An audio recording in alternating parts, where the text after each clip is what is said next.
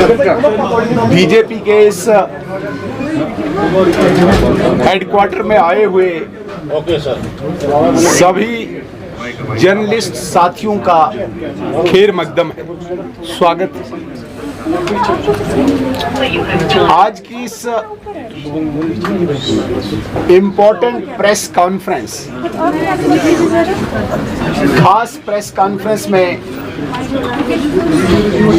मेरे साथ पूरी गैलेक्सी ऑफ लीडर्स जिसे कहेंगे, मेरे साथ शामिल हैं। इस प्रेस कॉन्फ्रेंस में मौजूद हैं आपके सामने गोपाल महाजन साहब, जो हमारे स्टेट के जनरल सेक्रेटरी हैं, जोरावर सिंह साहब स्पोक्स पर्सन हैं, अंकुर शर्मा जी जाना पहचाना नाम हमारे स्टेट के स्पोक्स पर्सन, साहिल बशीर साहब हमारे स्पोक्स पर्सन, अल्ताफ साहब ने आपको अभी एड्रेस भी किया, ये तो आपके चाहते हैं, अल्ताफ ठाकुर साहब हमारे स्पोक्स पर्सन, आरिफ राजा साहब हमारे स्टेट के सेक्रेटरी और बिलाल परे साहब जो हमारे ऑल सेल्स के को कोऑर्डिनेटर और नेशनल एग्जीक्यूटिव मेंबर हैं बीजेपी यूथ विंग के। साथियों, मैंने सबका खैर मकदम किया और मैंने ये कहा कि आज बहुत ही खसूसी एक प्रेस कॉन्फ्रेंस है।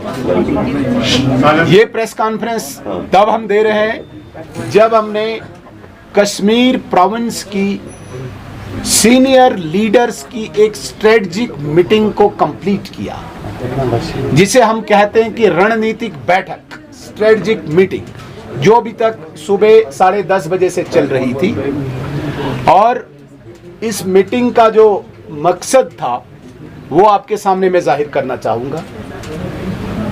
आपने देखा होगा पिछले बजट सेशन के दौरान ही भारतीय जनता पार्टी ने असेंबली के अंदर और असेंबली के बाहर एक इश्यू को उठाया था, जो इश्यू आउटसोर्सिंग ऑफ जॉब्स था।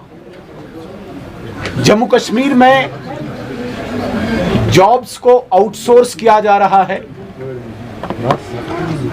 और असेंबली में जम्मू कश्मीर के वजीर आला ने मेरे एक बयान के बाद इस बात को कबूल किया कि सरकार आउटसोर्स जॉब्स दे रही है, और इस बात को भी कबूल किया कि अभी तक 25,000 नौजवानों को आउटसोर्स के जरिए जॉब दिया गया है। भारतीय जनता पार्टी इस आउटसोर्सिंग के इस पूरे प्रोसेस को, इस पूरी प्रक्रिया को खंडन करती है, कंडम करती है।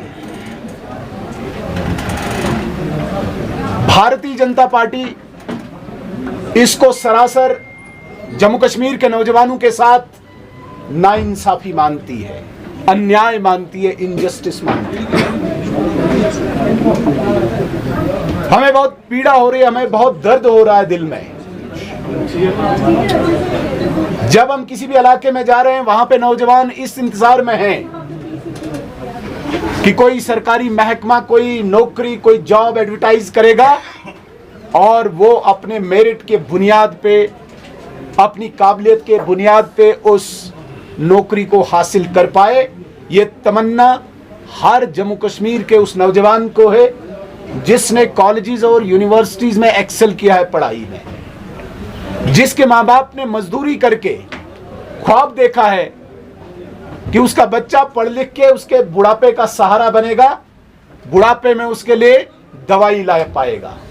जिस बूढ़े माँ बाप ने मजदूरी करके एक ख्वाब देखा है कि उसका बच्चा पढ़ लिख के कोई नौकरी हासिल करेगा और अपने छोटे भाई की तालीम के लिए मदद करेगा। जिस बूढ़े माँ बाप ने गरीबी के दौरान, मजदूरी के दौरान अपने बच्चे के लिए ख्वाब देखा है कि घर में उसकी बहन जवान है, ये नौकरी हासिल करके जवान बहन की शादी में मदद करेगा परिवार की। आज वो गरीब माता पिता परेशान है। वो नौजवान जिसके साथ उसके बूढ़े माँ बाप ने सपने, ख्वाब संजोए थे, वो नौजवान आज डिप्रेशन में जा रहा है। और इस सब का कारण अगर कोई है उसको मैं मानता हूं कि एक परिवार, जिस परिवार ने खून चूसा है जम्मू कश्मीर की जनता का, जम्मू कश्मीर के गरीबों का, वो परिवार अब्दुल्ला परिवार है।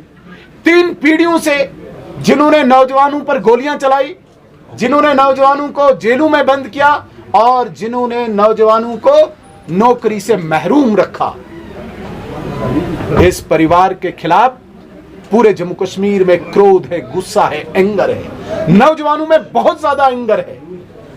आप देखिए, जब से ये सरकार बनी है, जिसे हम पॉपुलर गवर्नमेंट कहते हैं, पॉपुलर गवर्नमेंट बनने के बाद आप पौने 2 साल का अरसा देखिए मेरे साथियों, करप्शन उरूज पे है।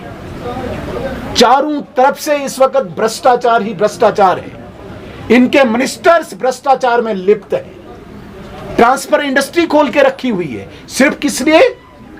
पैसे ऐंठने के लिए। और ये करप्शन सिर्फ मिनिस्टर नहीं, ये इस परिवार के खजाने में चला जा रहा है। मैं आपको वसूख के साथ आज कहता हूं, इनका 1 पॉइंट प्रोग्राम है।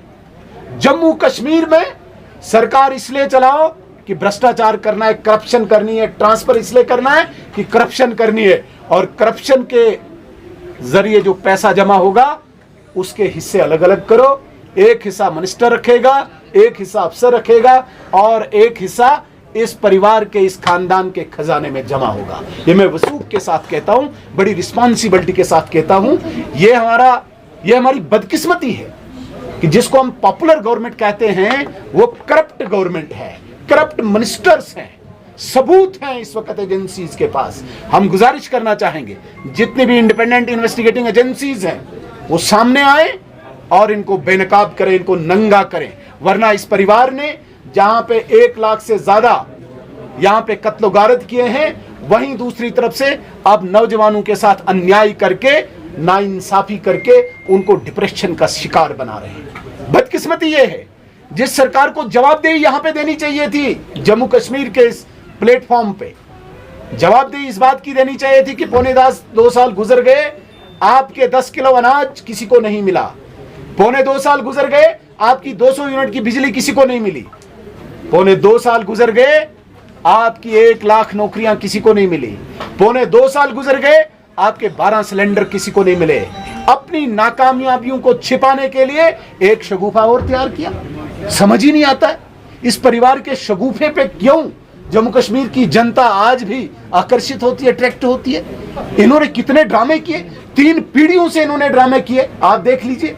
और आज ये तीसरी पीढ़ी जिस प्रकार का ड्रामा कर रही है कि इस जवाबदेही से भागकर वो दिल्ली में जंतर मंतर पे एक ड्रामा करने जा रही है, एक अयवाश करने जा रही है। क्या बात करते हैं आप? स्टेटहुड, जिस स्टेटहुड की आप बात करते हैं, जिस स्टेटहुड के नाम पे आप करप्शन कर रहे हैं, जिस स्टेटहुड को आगे आप पेंट करके दीवार को रखते हैं और उसके पीछे सिर्फ सरकार इसलिए चला रहे हैं कि आप लूटें जम्मू कश्मीर को। आप नौजवानों के नाम पे, आप आउटसोर्सिंग के नाम पे अपने कारकुनों को नौकरी दें, आप आउटसोर्सिंग के नाम पे अपने कारकुनों के रिश्तेदारों को नौकरी दें, कोई मेरिट न रखें, और फिर उसके बाद वजीर आला साहब ये कहें कि नहीं आउटसोर्सिंग बैकडोर नहीं होता है। क्यों नहीं होता है भाई? कैसे नहीं होता है?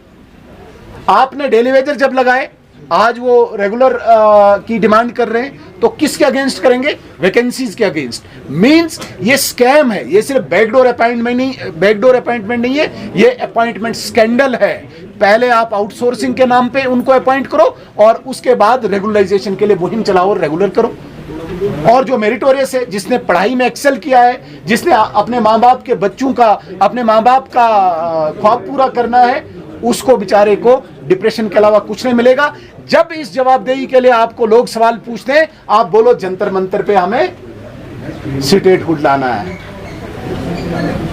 बड़ी बदकिस्मती है, बहुत बदकिस्मती है ये। इसलिए मेरे साथियों, भारतीय जनता पार्टी ने आज ये स्ट्रेटेजिक मीटिंग इसलिए की, हम एक मास मूवमेंट खड़ी करना चाहते हैं नौजवानों के बीच में, और ये मूवमेंट होगी आउटसोर्सिंग के खिलाफ।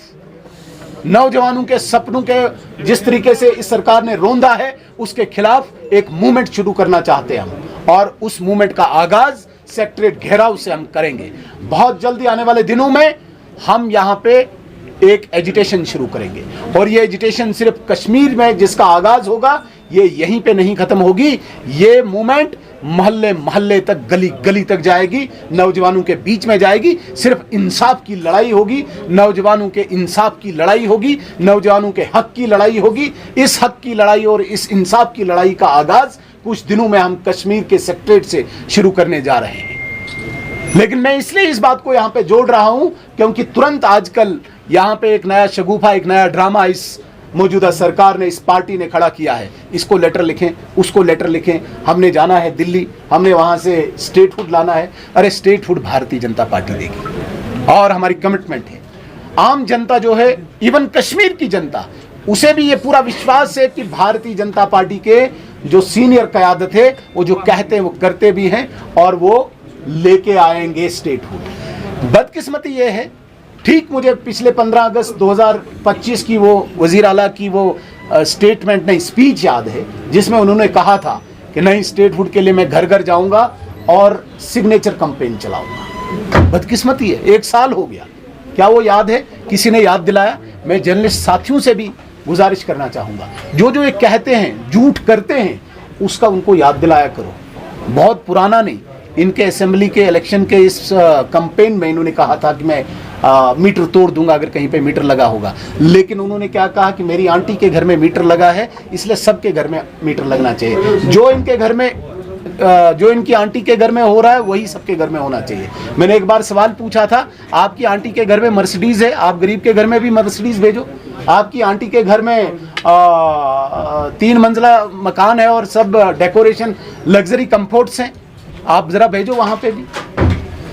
लिहाजा आपकी आंटी का कंपैरिजन आम गरीब की जनता के साथ नहीं कर सकते। और इसी तरीके से जो आपके कारकुन के रिश्तेदार आजकल जॉब हासिल कर रहे हैं और गरीब को आप रोंद रहे हैं और इस सब की जवाबदेही से आप भागना चाहते हैं, दिल्ली जंतर मंतर पे एक ड्रामा करना चाहते हैं, इससे अब जम्मू कश्मीर की जनता वाकिफ हो चुकी है।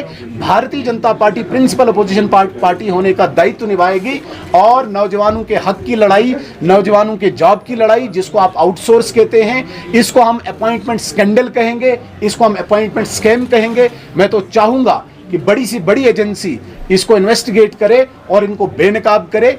लेकिन जब तक इन्वेस्टिगेटिंग एजेंसी बाहर आती है, सामने आती है, तब तक भारतीय जनता पार्टी का फर्ज बनता है नीचे एक मोहल्ले से लेके सेक्रेटरीट तक हम ये लड़ाई लड़ेंगे। इसकी शुरुआत और इसका आगाज हम कश्मीर से करने जा रहे हैं। मैं दोबारा एक बार आपके चैनल के माध्यम से ज़रूर ये बात जम्मू कश्मीर की जनता तक पहुंचाना चाहता हूं। इनके झूठ में आप नहीं आइए। इनको कहिए कि 12 सिलेंडर की आप बात कीजिए, इनको कहिए आप 10 किलो अनाज की आप बात कीजिए, इनको कहिए आप 1 लाख नौकरियों की बात कीजिए, इनको कहिए आपकी 12 सिलेंडर और 10 किलो अनाज, जो मैंने कहा 200 यूनिट बिजली की बात करिए। इसका जवाब मांगे, स्टेटहुड का जवाब आप बीजेपी से मांगे, बीजेपी आपको जवाब देगी। लेकिन जो इन्होंने झूठ का ये तिलस्म यहाँ पे खड़ा किया है, इसको गिराना इस वक्त ज़रूरी है। और उससे भी बढ़कर मेरे साथियों, आज मैं इसलिए बहुत परेशान हूँ, बहुत चिंतित हूँ। 1 मिनट, बातें पीछे नहीं करो। इसलिए मैं परेशान और चिंतित हूँ क्योंकि आज गरीब के जेब को काटा जा रहा है करप्शन के नाम पे। आज आप तहसीलदार के ऑफिस में जाइए, बीडीओ के ऑफिस में जाइए, जेडीओ के ऑफिस में जाइए, डीएफओ के ऑफिस में जाइए, जो भी ऑफिस आप देखेंगे वहां पे सिर्फ पैसा लाओ, इधर से लाओ, उधर से लाओ, दाएं से लाओ, बाएं से लाओ, पैसा जमा करके हमने ऊपर पहुंचाना है, एक परिवार का खजाना दोबारा भरना है। तो कब तक चलेगा ये? इसलिए मैं चैलेंज करता हूं यहां की सरकार को कि आप अगर अभी नींद से नहीं जागे, आपने इस आउटसोर्स स्कैम को रोल बैक नहीं किया, इस ऑर्डर को, भारतीय जनता पार्टी आखिरी दम तक ये लड़ाई लड़ेगी। आप ये भूल जाएं कि हम चुप बैठने वाले हैं। आप ये भूल जाएं कि जम्मू कश्मीर का नौजवान आपको माफ करेगा। मैं गुजारिश करना चाहूंगा नौजवान को, मैं आह्वान करना चाहूंगा नौजवान को, across party line, across religious and regions line, आप आइए। लड़ाई कॉमन है। ये लड़ाई सिर्फ भारतीय जनता पार्टी की लड़ाई नहीं है, ये लड़ाई जम्मू कश्मीर के नौजवान के हक की लड़ाई है। इसलिए आपको आना पड़ेगा, सबको सामने आना पड़ेगा और इस लड़ाई में शमूलियत होके नौजवानों के हक को हमें लेना होगा, वापस लेना होगा, नौजवानों के साथ न्याय करना होगा। और इस मूवमेंट में आपको हिस्सा बनना होगा। मैंने इतनी आपसे गुजारिश करनी थी। सुनील जी, एक सवाल सर, आप करप्शन पे बात कर रहे हैं, तमाम जो इन्वेस्टिगेटिव एजेंसी है एलजी मनोज सिन्हा के पास है, तो बीजेपी या आप क्यों नहीं एलजी से मिल रहे हैं? ये जो आप मतलब जो इल्जामात है इनकी तहकीक क्यों नहीं वहाँ से हो रही है? या आप मैं एक पॉलिटिकल पार्टी को लीड करता हूँ। मेरा काम है पॉलिटिकली लोगों को अवेयर कराना। मैं कोई एजेंसी का इन्वेस्टिगेटिंग ऑफिसर नहीं हूँ, मैं किसी एजेंसी का हेड नहीं हूँ। इन्वेस्टिगेटिंग एजेंसी खुद अपना काम करेगी। मेरा काम नहीं है किसी के पास जाके दरखास्त देना आप इन्वेस्टिगेट करो।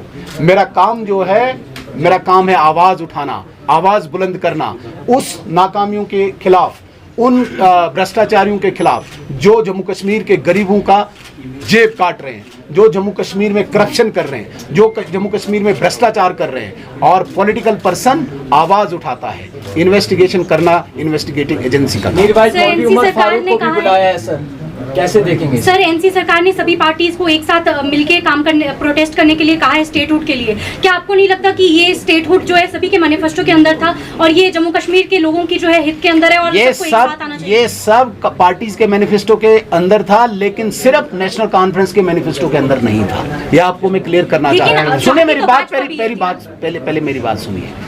ये वाहिद एक ऐसी पार्टी है जिसके मैनिफेस्टो में स्टेटहुड नहीं था, जिसके मैनिफेस्टो में 370 था, जिसके मैनिफेस्टो में 35 था, जिसके मैनिफेस्टो में शंकराचार्य को तख्ते सुलेमान बनाना था।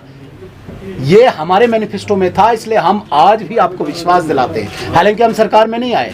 मैनिफेस्टो का मतलब होता है कि वंस आप सरकार बना लो, जब आप बाहर होगे दैट मीन्स आपका मैनिफेस्टो लागू नहीं होगा। बट चूंकि हमारी केंद्र में सरकार है और ये डोमेन जो है केंद्रीय सरकार का है, पार्लियामेंट का है, ये ऐसे नहीं होता है जंतर मंतर में बैठने से, ये पार्लियामेंट से होता है। पार्लियामेंट में बिल रेजोल्यूशन आएगा, उसको पास किया जाएगा।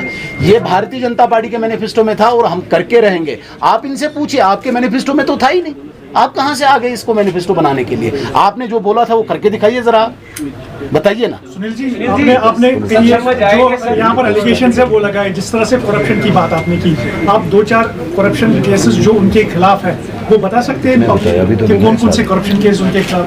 देखिए, एक एक केस में दोबारा से कहूंगा कि मैं इन्वेस्टिगेटिंग ऑफिसर नहीं हूं और मैं as a investigating officer press conference नहीं कर रहा हूं। मैं लीडर ऑफ अपोजिशन हूं। आप जाइए माइनिंग में, माइनिंग डिपार्टमेंट जितनी करप्शन हो रही है इस वक्त पूरे जम्मू कश्मीर में, मेरे से ज्यादा आप जर्नलिस्ट जानते हैं, लेकिन आपका मुंह बंद इसलिए है क्योंकि आप बोल नहीं पाएंगे। सुनील जी, सवाल ये पैदा होता है, क्या क्या सर शर्मा को इनवाइट किया है क्या? सर शर्मा जी क्योंकि आपके कदावर नेता है, जाएंगे वहाँ पे जंतर मंतर पर? क्यों जाएंगे जंतर मंतर पे? किस लिए जाएंगे? किन के साथ जाएंगे? इन बहरूपियों के साथ, इन ठगों के साथ, इन भ्रष्टाचारियों के साथ, इन चोरों के साथ, और उन लोगों को साथ ले रहे हैं जिन्होंने कल तक यहाँ पे अलगाववाद की भाषा बोली है।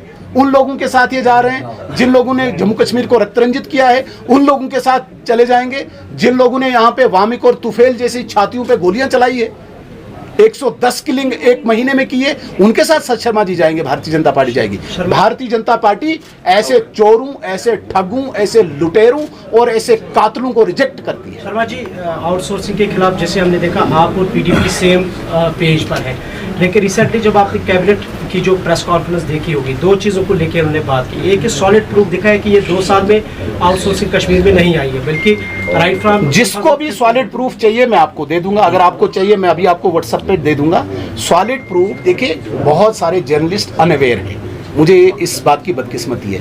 आप खुद नहीं देखे जिस दिन असेंबली में जवाब दिया सरकार ने कि 25,000 नौकरियां लगाई, विद एविडेंस दिया।